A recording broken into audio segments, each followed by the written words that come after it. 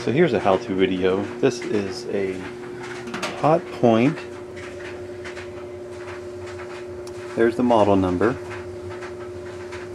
Excuse the crudiness over there.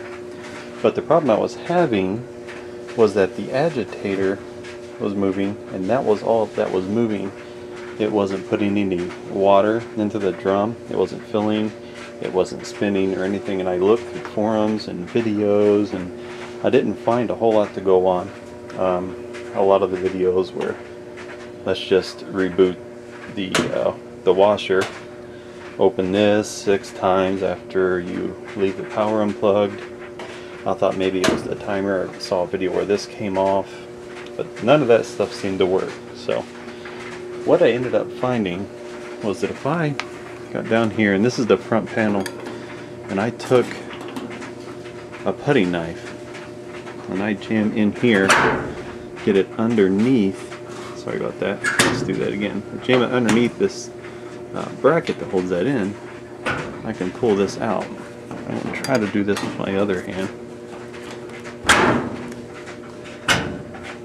And there we go. And then the whole front panel comes off.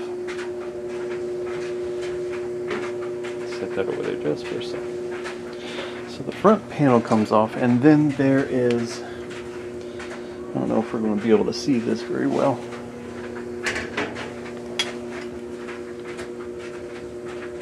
There's a vacuum line right there. And there was gunk going up about 6 inches up that vacuum tube from that little reservoir there. So what I did is I popped off that vacuum tube right there, and I cleaned all the gunk out of that with just like this is a fly swatter, and I took that fly swatter wire and I ran it up through there, and I just started pulling out all that gunk that was in there. And it wasn't like cloth so much, I think it was just gunk from the water here maybe. There probably could have been some lint in there, but that's what took care of my issue.